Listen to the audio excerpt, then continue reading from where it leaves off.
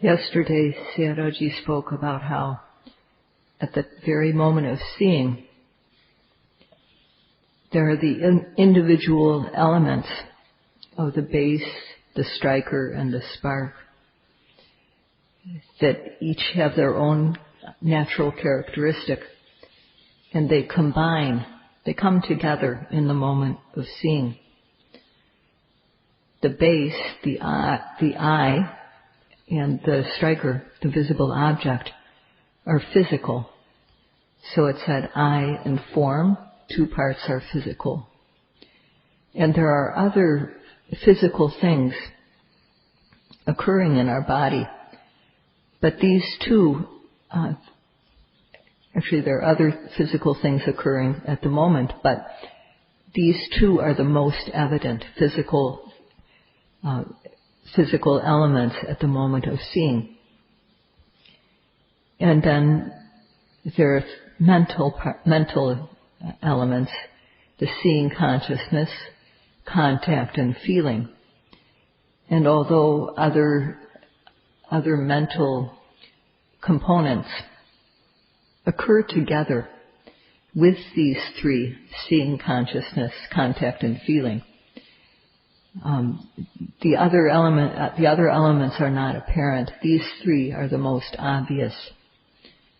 So it's said that yatapa katang vipassana biniwe so.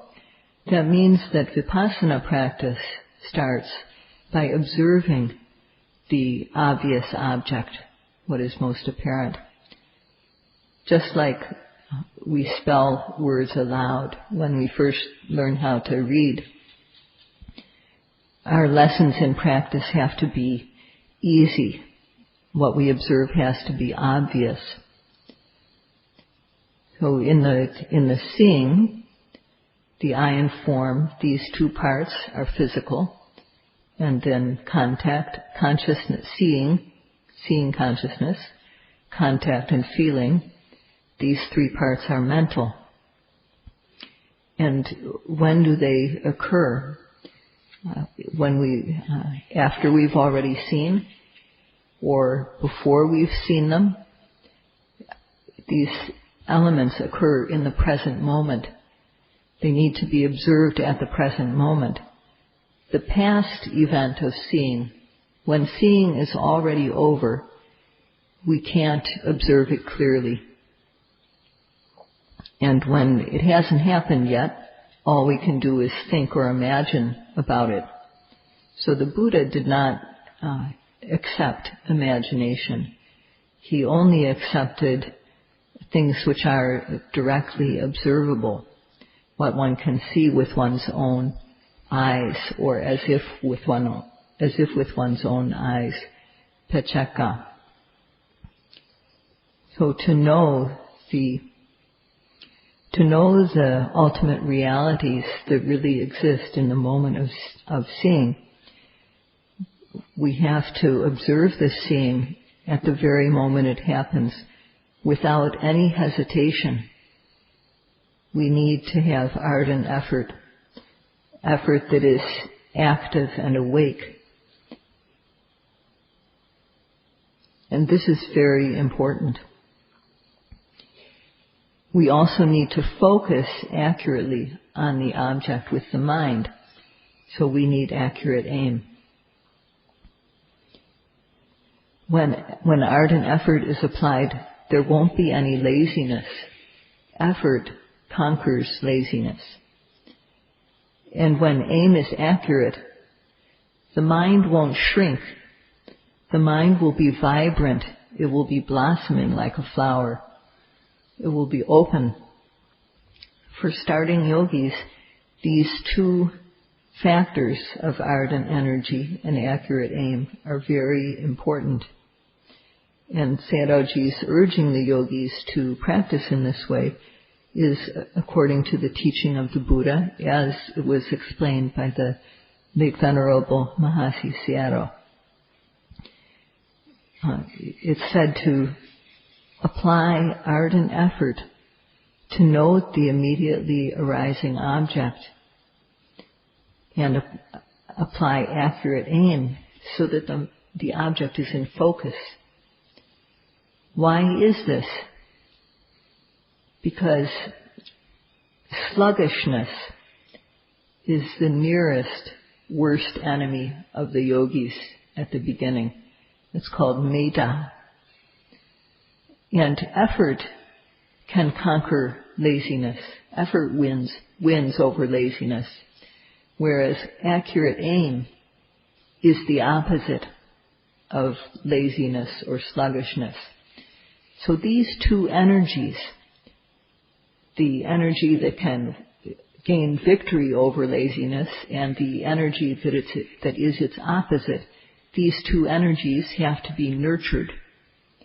And then one will win over the laziness.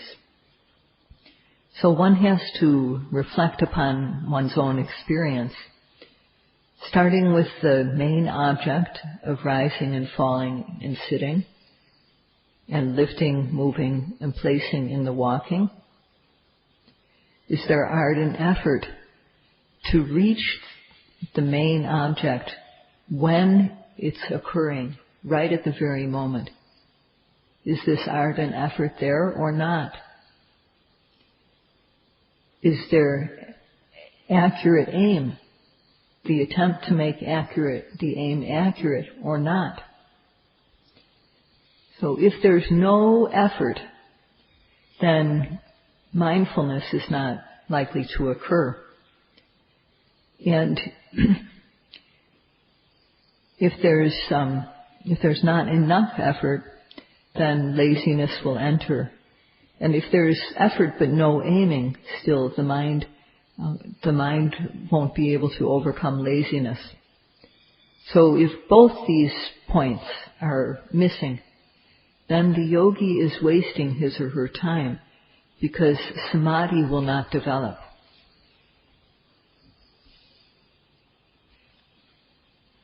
The satipatthana practice that we are practicing now, satipatthana bhavana, is really self-research. And there's no need to do any other type of research in this practice. No need to search outside of oneself. One does one's research fully on oneself, and also no need to use any type of instrument.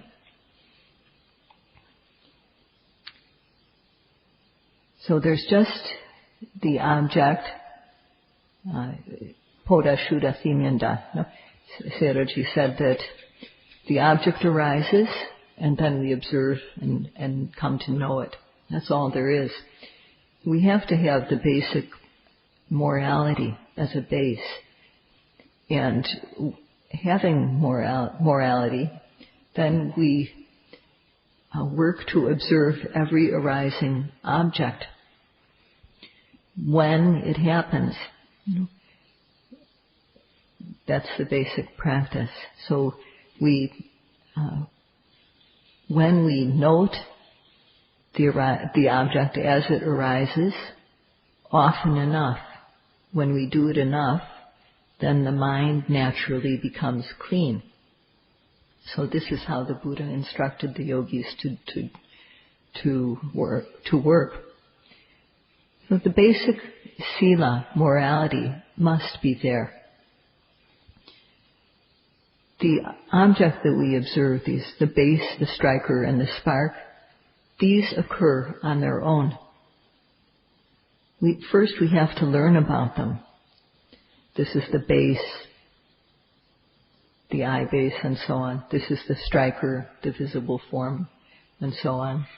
The base and the striker are physical. And then this is the spark. This is mental. So we have to study in brief what it is that happens in a moment of experience. And this study is called ogaha. We have to learn. And the second part of this process is paripocha. If what we learned is not clear, then we need to discuss it. And an example of how we discuss is the Dhamma talk. Sayadaw often inserts questions in his Dhamma talks and then answers. So he's trying to point out to you, this is the base, the striker, and the spark. For example, is what he's been pointing out recently. And every day he's pointing out things about the practice.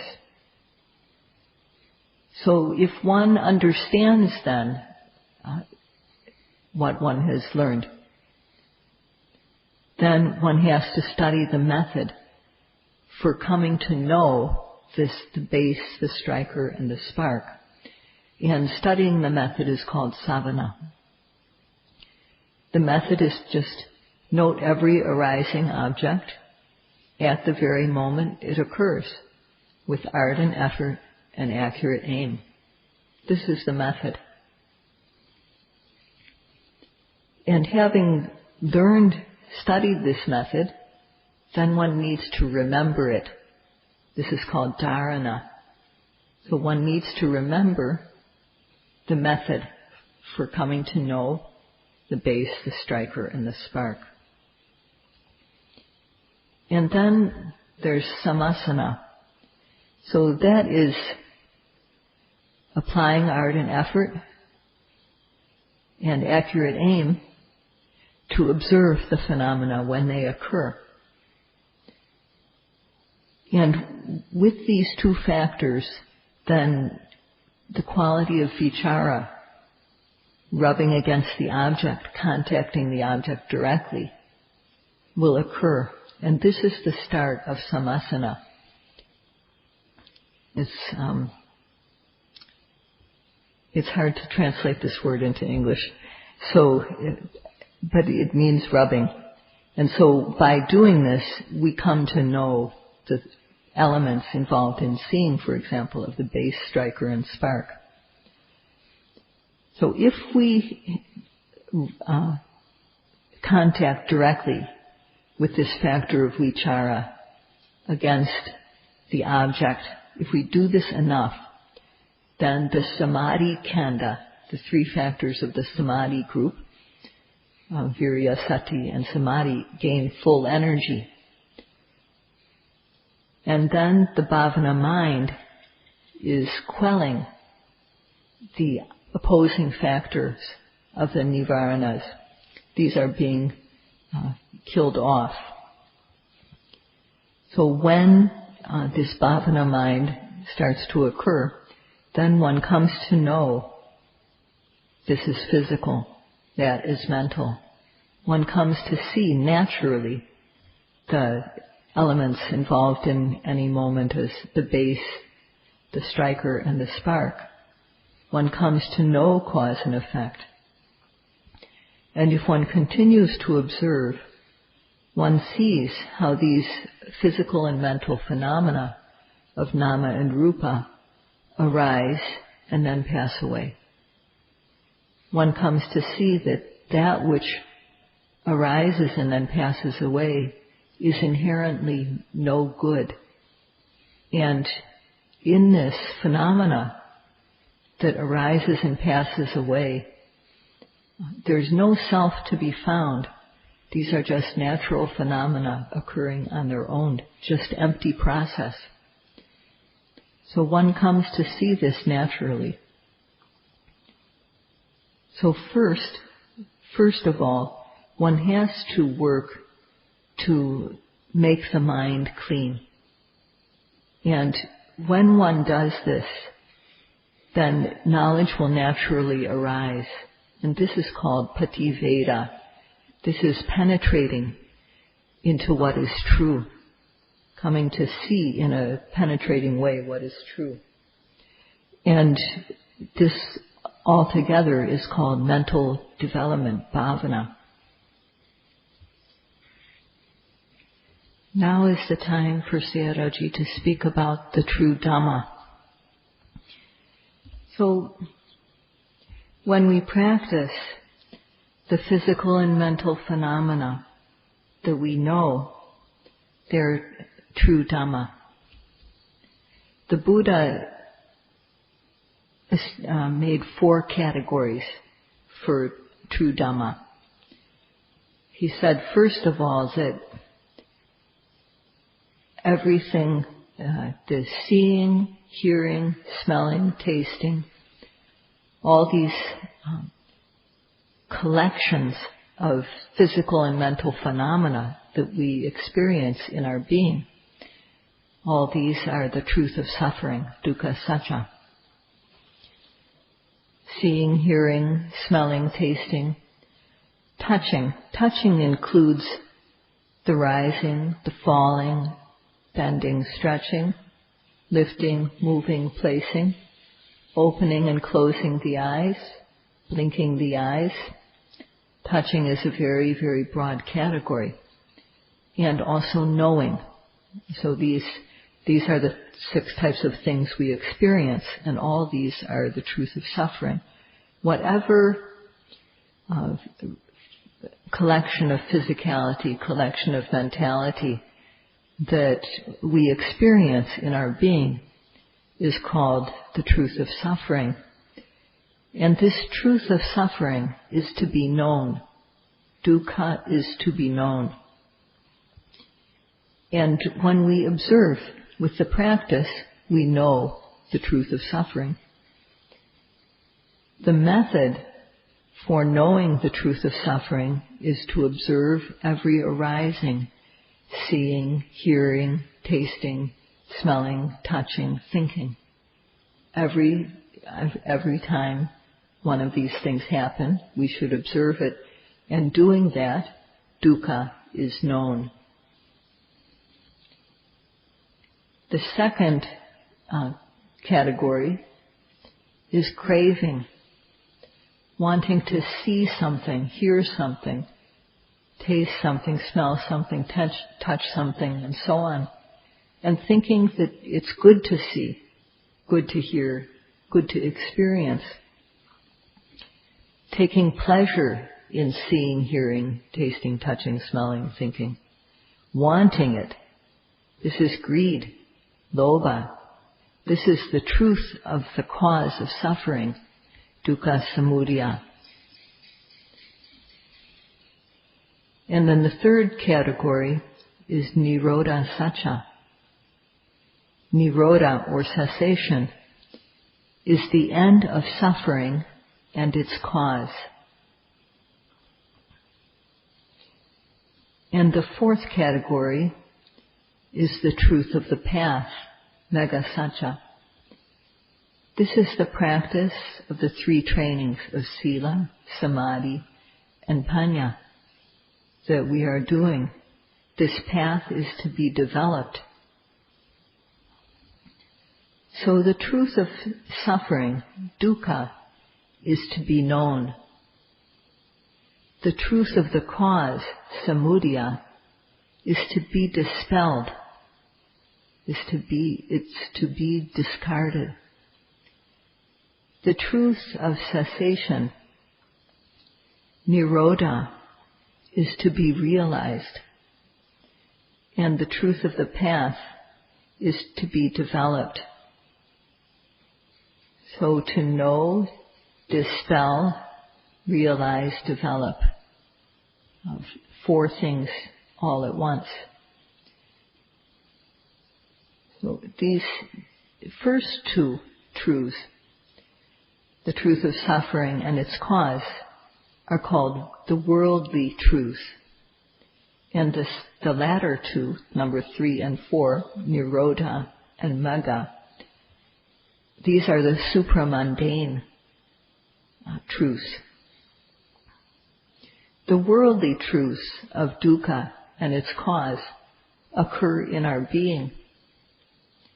The supramundane truths of nirodha and megha, the supramundane truths, have not yet occurred in us. And so there's no need for us to observe them. All we need to do is to observe the worldly truths of dukkha and its cause. So we need to understand these 4 categories, and hearing about them, understanding this like this is ogaha. And then So learning. And then if there's things that are unclear, there needs to be paripocha, discussion. So to know the truth of suffering, what should we do? So this is sadhana. We need to learn the method. The method is to note at every arising. Note whatever arises as soon as it arises. So this is the method. And then we have to remember this, which is dharana. And remembering it, bearing it in mind, we put it into practice. This is samasana.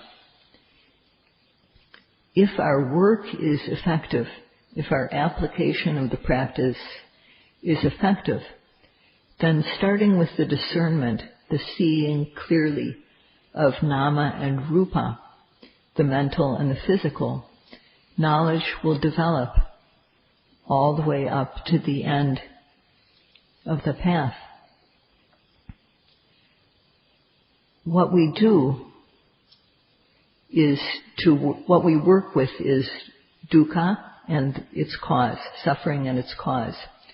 So we work to know the truth of suffering. Doing this, we observe every arising object. So if we don't develop knowledge, if we don't come to know the object, then we think it is good and we crave for it, we want it. But when there's knowledge, then one doesn't think of it as good anymore, and thus there's no craving. So when an object arises, such as the rising or the falling, or seeing, observe it with ardent effort, and use the jhanic factor of accurate aim. With virya, sati, samadhi, and accurate aim, no kilesas of greed or hatred or delusion, lobha, dosa, and moha, can arise. So one is able to observe clearly. And when one observes a lot, then one comes to discern, to see clearly the mental and the physical. One knows the truth of suffering. And knowledge is like light. When light arises, the darkness is dispelled. So when there is knowledge, ignorance and the craving that comes about due to ignorance, these are dispelled. In this way, the cause of suffering is dispelled. So one has to understand that the practice is for doing two things. One is seeing suffering, dukkha, and the other is dispelling its cause. So although, as far as the supramundane truths, the third and the fourth, they haven't happened yet, so we can't pay any attention to them. But we know about them, and we aim for them, because we want happiness. So this is something that Sayadaw has spoken about earlier, but he didn't speak about it fully. So now he's talking about this topic again.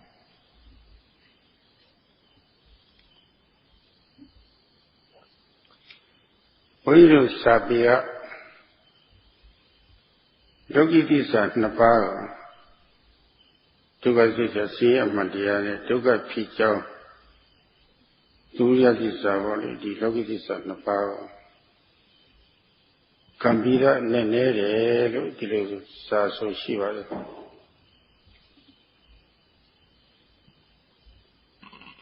Pavilo Nene, the Rosaro, Ninangelo Sapia, Nilueda, Sapalishi.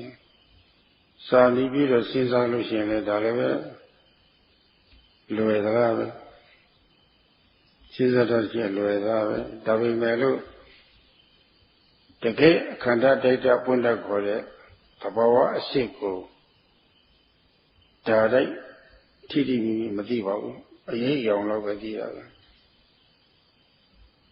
That Dilu Solevo. Since I'm a Nyamchides, Rale Lekamu Hopo. Tanshina State, Dote from Yolama, Dhamma, Tanshina State, Suragaleve, Nijiri, Kia, Modi, Gulu Shumaniala. Shumapa Mialushi,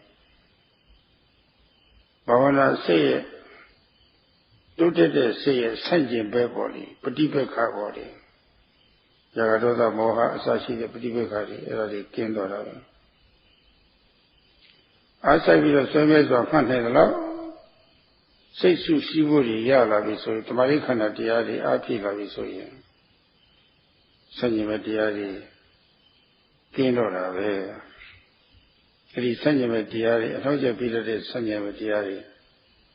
Sego, me, Anna below the Sanjima Diari body. Eradi Kingwa Dwari Adwe Minagalu Nene Diavi Pisi Povolin Kongi Povolin Tinshaja Pivitata Pilla Naibade Lusa Swashiva.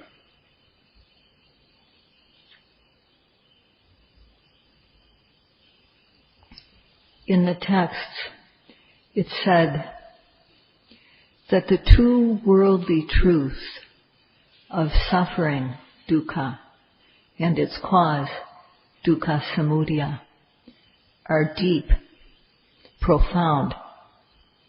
In Pali, it's called gambhira. Why are these two truths profound and deep? It's because they're hard to see.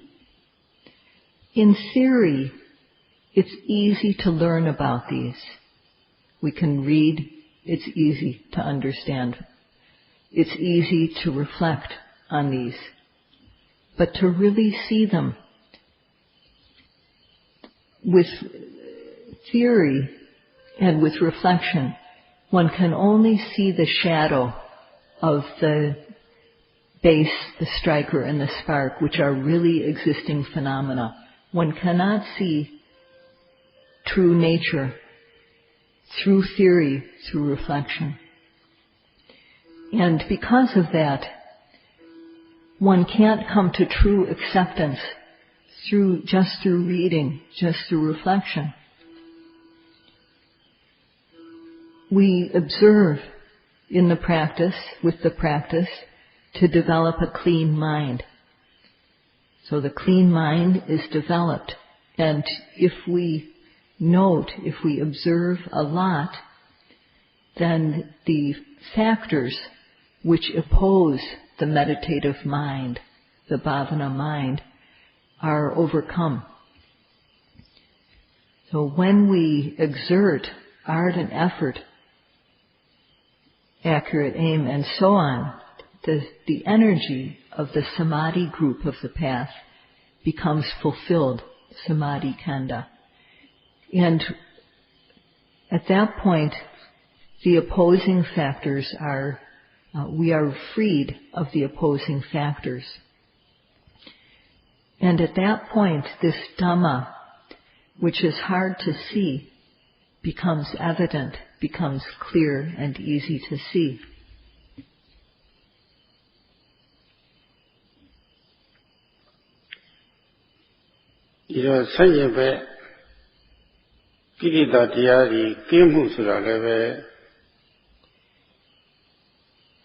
Sa Dhamma Savana Dinalo is what it says in the text. That means that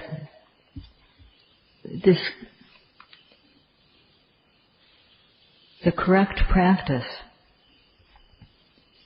is dependent upon hearing Saddhamma, hearing about the true method. Correct practice depends upon hearing about the true method. So one has to search for the correct method. one understands that there's the Satipatthana practice which has benefits. And knowing this, one has to find out where to go to put it into practice. One has to listen to the Dhamma while one is practicing, because otherwise it's not easy to practice correctly. So this listening to the Dhamma, hearing the true method, is necessary for us to have correct practice. So we need to listen to the Dhamma with careful attention. And only if we do listen carefully will we gain the ultimate result of being free of the kilesas. It's said that hearing about this practice, tan satri cha dhamme cha pasadayatang. So hearing about the practice, hearing about the true method of the Dhamma, it depends on respect and faith in the teacher and in the method, in the true method of the Dhamma. So depending upon respect and faith for the teacher, that is the Buddha, and for the true method of the Dhamma, one comes to hear about the practice. So now we all know the method. So ask yourself, do you have faith in the Buddha or not?